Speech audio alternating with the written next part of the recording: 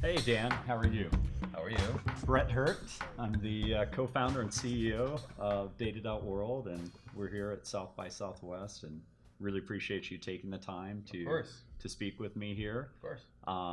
I should also give a shout out to the Henry Crown Fellowship. We're both in that amazing program, and it's been absolutely transformational for me. Actually, data.world is my Henry Crown Fellowship Oh, I project. didn't know that. Very cool. And congrats to you on being in the class. You're in with pretty amazing people there. Yeah, it is. I feel very lucky. Yeah.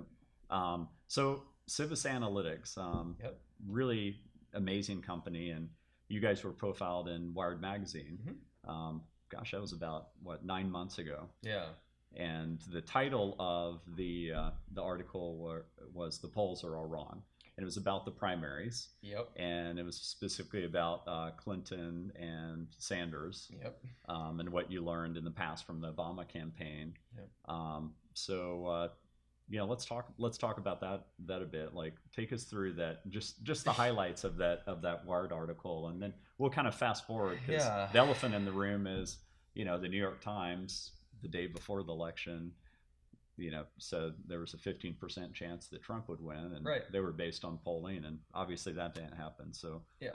let's kind of go from there and fast forward. Yeah. The thesis of that article is that obviously seemed hyperbolic at the time, but the polls are all wrong. And that was true. And the reason why the polls were all wrong is pretty simple. It used to be when you would call 100 people on the telephone and ask them to take a political survey, 10 of them would eagerly respond.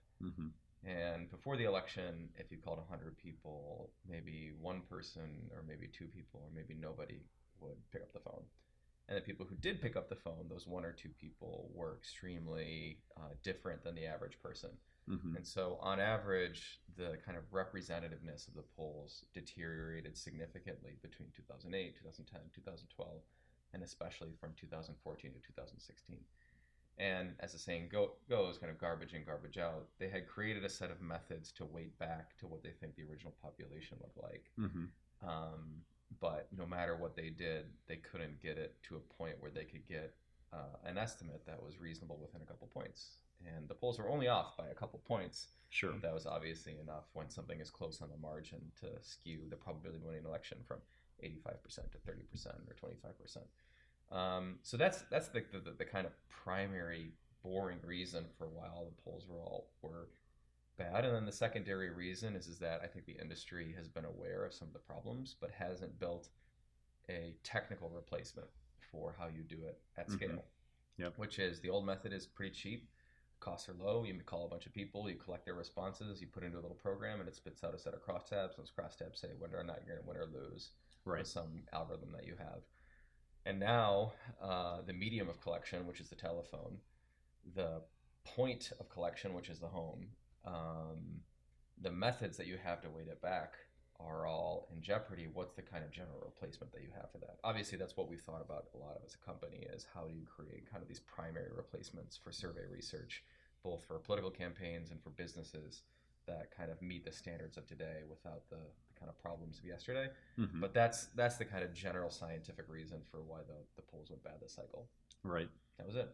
Yeah, and one of the things you guys did, it was profiled in that article, was you really helped with Enroll America. Maybe just describe what Enroll America is, and that was, I really found that to be a very compelling case study on what Civis Analytics actually does and why it's so powerful. Yeah, I mean, our history in politics, which we've kind of navigated and brought to both nonprofit institutions, government institutions, private institutions, is how do you build a scientific understanding of a constituent or a consumer or a voter, and then use that understanding to decide how you place your resources.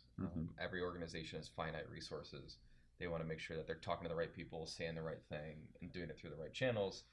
But how you do that is very difficult. So with Enroll America, the exercise was pretty simple. There's no list of the uninsured anywhere. At that point, over 20% of the country was uninsured, which was an abomination, which we might unfortunately go back to. But leaving that aside. 20% of the country was uninsured, Mm-hmm. but you couldn't just go to Anthem and Cigna and Blue Cross and say, just, give me your list of insured and I'll deduct out everybody else and that'll be our list. Sure. So what we did with them is we essentially built a big list of Americans using voter files, consumer data, et cetera, just this long, long list. And then we surveyed an incredibly large number of people, 10,000 people almost, and asked them a few very basic questions. But one was very simple, which is, are you insured or are you not insured? And if you're insured, what is kind of the status of your insurance? Do you have a fancy plan or a low-cost plan with a high deductible, et cetera? And people were pretty candid about it.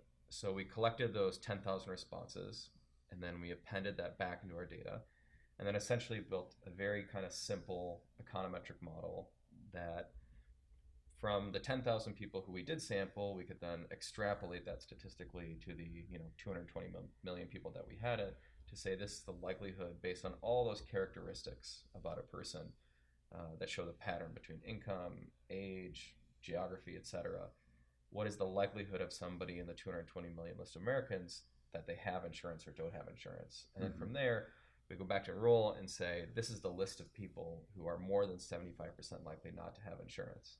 This is where they live. This is their profile. This is how they cluster by states. Right. This is the relationship between those characteristics and then the policies of a state. And it was fantastically interesting in terms of just showing who it was. And then secondly, being able to show the interaction between the people that were uninsured and then state policy. I mean, state policy has a massive impact on who's insured based on Medicaid policy, CHIP policy, et cetera. Yeah. And so from there, the overall thing is we were able to build this model that estimated the likelihood of somebody being uninsured. And then from there, we could connect that to their field outreach, their digital outreach, all their different media outreach, and then connect all their partners to this core asset so that everybody is organizing around the same thing. That was a long-winded explanation. No, it's very cool, and I mean, it was a huge benefit because not only are you helping ensure the Affordable Health Care Act is something that really gets rolled out better and used more, but you're also doing something that's extraordinarily innovative and data-driven and something we think is really cool at data.world. Yeah, it was cool. I mean, it was cool for the 4 years while the Affordable Care Act existed. We'll see what happens in the next few months. Yeah, well, let's definitely hope for the best. So let's fast forward to just current times. I mean, I was watching the election results when I was in a hotel room about to start this conference called Techonomy, and Mark Zuckerberg spoke 2 days later at the conference. And I was surprised, and there was a lot of surprise. And there's an article that Motherboard came out with, basically about that surprise. And there was a company called Cambridge Analytica that basically shouted like, "Hey, we predicted this," and they also, I guess, predicted and helped with Brexit. What do you think? What do you think about all that? Or I'm not sure they claim they predicted it. They claim that. Well, they claim they influenced it. They claim they influenced it. Right. And they influenced it through. I mean, in terms of how do you win an election? There's 3 ways to win an election. You can register the right people to vote, turn people out to vote who like for you, or persuade people to vote for you who don't like you already. Right. So get them to like you. They introduced the Trump campaign, very interesting, introduced a 4th dimension, which hadn't been used in politics for decades, which is how do you prevent people from voting for the other guy who were going to vote and get him to not show up. Right? That's kind of like the 4th kind of suppression dimension. Right. From what I understand about what they did, traditional kind of political targeting is very simple. I want to identify the list of people who are likely to vote for me, who aren't likely to vote, and I want to get them out to vote. And then I want to identify the people who don't like me but are likely to vote, who I can persuade to vote with my messaging. And then I want to identify the people who aren't registered but might like me and get them to register for the very first time. Those are the kind of foundational kind of lists. And then you want to find the messages that are best fit for those different constituencies. They did something different from what I understand in this, is they did essentially a psychometric-based segmentation, which is a fancy word for a survey-based segmentation. Right. Which is they did a long survey, and in that survey they were trying to assess kind of the latent psychological attributes of a person. How patriotic are you? How resentful are you? What do you think about the country? What do you think about minority groups, etc.? In order to kind of cluster people around their psychological attitudes towards themselves and the country. And I think it was kind of ocean was the primary thing. Openness. I don't know. There was a kind of a bunch extroversion versus introversion around these kind of like 5 key characteristics. So they could take these do a large survey in the same way they did for Enroll America, frankly, do a large survey. And then in that survey, they'd say 10,000 people. They tag those people as in one of those different kind of psychological categories, and they'd extrapolate those categories to the general population. And then that would drive their messaging choices. So for people who are loyal towards America and resentful towards other people, they could essentially drive something to them that felt that way. That is essentially what I think they argue is the primary innovation of what they did. There's confusion presented in that article and other articles whether or not they actually were able to download the social graph by creating an app that was able to extract user data and then user friend data from which they could create incredibly rich behavioral profiles. That would be a violation of the Facebook terms of service. Whether or not they found a loophole that enabled them to do so isn't clear. But that's, I think, some of the implications of that article is arguing. I think what Cambridge is saying is, no, we just kind of did a survey-based segmentation where we profiled people on these kind of 5 psychological attributes, binned every American into something, and then created messaging that was customized towards those different categories. And then uniquely, what they also did is the suppression campaigns. I'm not sure that was their idea or the other campaign or the internal campaign. That was very simple. That was profiled in Bloomberg Business Week, where they targeted African Americans, young women, Bernie supporters with messaging kind of specific to that constituency, focused on anti-Hillary, the system is broken. That was really kind of designed to get them to check out of the process entirely. Right, hoping they wouldn't show up at all.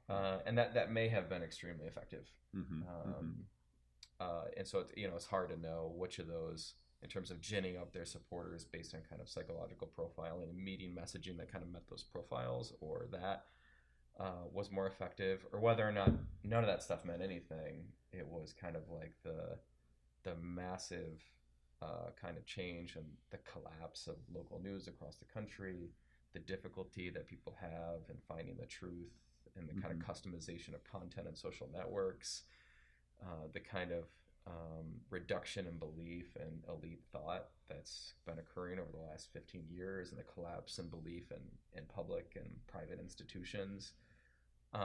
I would say that those kind of larger macro trends were probably more important.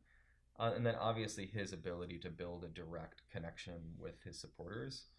And then one of the hard things that progressives are hard to talk about is, she wasn't a candidate that people liked particularly much.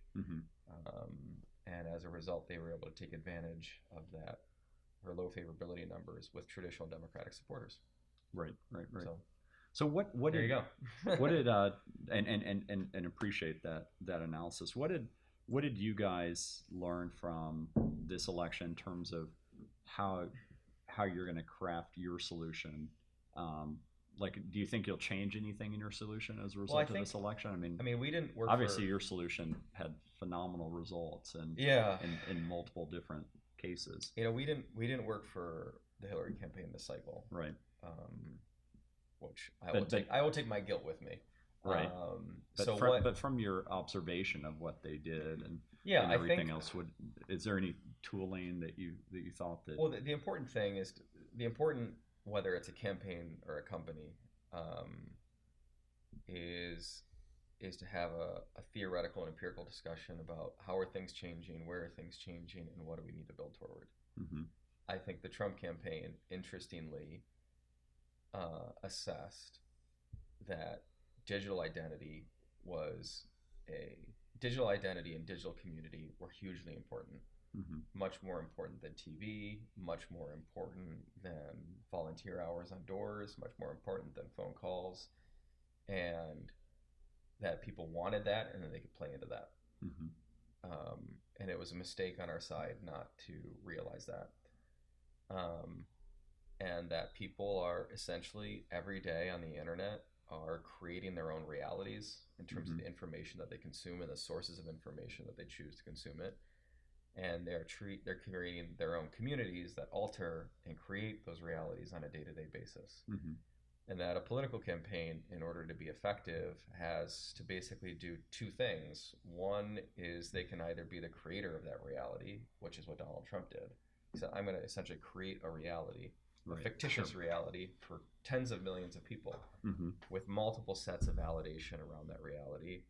And that was supported by, multiple kind of professional outlets, Wall Street Journal, Fox News, etc., that were able to provide credible corroboration for that. That's one. And number two is, if you're a political campaign and your reality isn't as big as the other guys, then you have to penetrate theirs. And so I think when you think about political campaigns and how they're going to be designed, those are going to be the two sides of the axis. Number one is, how do you create this over here? And number two is, how can you break into somebody else's? And that'll be the fundamental challenge for Democrats over the next 4 years, is you have a set of people that exist in an isolated digital content silo, where their assumptions about people, their beliefs, and their community is completely segregated from the rest of the country. And how do you break into that properly? He got up and made a claim that the previous president committed treason. And in terms of wiretapping the next president, that's high treason by any standard. And what percentage of his supporters probably believe that? Maybe more, north of 50%. That is an incredible technical fact that exists. And so in order for a campaign to compete with that, they have to, number one, is acknowledge it. Number two is understand the digital topography of why it's happening. And number three is kind of build the means of breaking that silo, or else they're screwed.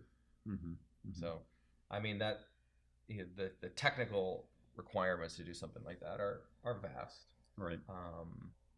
But I think that's the underlying requirement. Did that make any sense? It did. It did. When I was at Techonomy, I was very curious, like, what is Mark Zuckerberg going to say? Yeah. And because it was just 2 days after, and one of the things he said is that Facebook at that point hadn't had their messaging around the echo chamber. Right. That's come out now since, and Facebook's obviously changing some things as a result, and you can tag news articles and the like. But one of the things he said is that he found fascinating is that Donald Trump actually had more followers on Facebook than Clinton, as a signal that would I mean, basically justifying what you just said, that it was really much more focused on that digital. It's hard because like I don't know, this is probably contentious, but like, what's Facebook's business model, right? Facebook's business model, from my like cursory use of it, is basically is to build the echo chamber, right? So the fundamental human condition that they're working with is loneliness, which is, I'm kind of here isolated as a human being, and I can like log on to this thing and participate in a community of other people and not have to feel lonely for a minute. I think is like the fundamental problem that they're solving in terms of like human beings. But their business is, they have you have a set of content out here, and that content is progressively customized as you click around in their product. You click, and your echo chamber is organically created by who you choose to be friends with, and then what the stuff is that you choose to click on. So it's hard because like the echo chamber is their business, right? That's what they do, because that's what's going to drive higher usage in terms of hours and intensity of use, is that sole thing. So I don't know how they fix that. I mean, they can say like, we have multiple dimensions. We have consumer dimension, we have a family dimension or a personal dimension, and then we have a political dimension, and we're going to try and treat the political dimension differently in terms of the customization of content based on behavior to the human being. But I don't know, because it seems like the echo chamber is what they do. You get on and you click around and you make a community of friends and you build an echo chamber. That is the product. So I don't know what they're going to do to change that unless they decide that there's a dimension of behavior that they want to kind of isolate with different rules than for the rest of it. And that might be better for society. Or society will just have to grow up and learn how to live with this. Just changing topics for a second. What are your thoughts on the open data movement? That's something that really motivated us to start this company, data.world, and we were very motivated by data.gov and data.gov.uk and other things that have happened in federal government. Do you have any observations about that space? Or I think it's a really good thing. Data is the grease of decision making, and in the absence of data, you make decisions based on what you feel, what somebody tells you, or whatever you can glean from minimum experience. And experience is, only a fraction of the data that you can collect through collective observation. And especially in we do a lot of work in the public sector. We do tons of work in the public sector, and it is horrendous sometimes to just get basic information. I mean, you're seeing it in the data-driven justice movement right now, where there are people who wait trial in prison for months without really being charged, but kind of held in prison for weeks or months, etc., because they don't have the money that they need to get out. And the government, the people who care, don't have visibility because there's no underlying data to extract to show who is being kept underground by a system. And if you had the data, and that data could be shared, manipulated, then you would at least provide kind of basic awareness into what's going on in the public sector. You could provide opportunities for people to extract that and provide kind of basic metrics around it. And then ideally, 2, 3, 4, 5 years, provide the opportunity for data scientists to use it. We've been working on a project in Chicago for a little while. I think both the police and other institutions are interested in how can they get that data into a good place to get visibility on what's happened in the past, and not have a biased story, but have a very objective story about what's happened in the past so that everybody can learn from it. And ideally move past it, but in the meantime, just learn from it and to kind of adapt both police and citizen best practices around it. There's quite a few of these data sets. There's tons of them, but they're just it's a tragedy. Everybody gets it's a tragedy, but you can't solve it unless you have basic functional awareness of it, and you need the data to do it. And it's a massive undertaking, and so I think it's a really good thing, and I hope it continues at pace or accelerates greatly.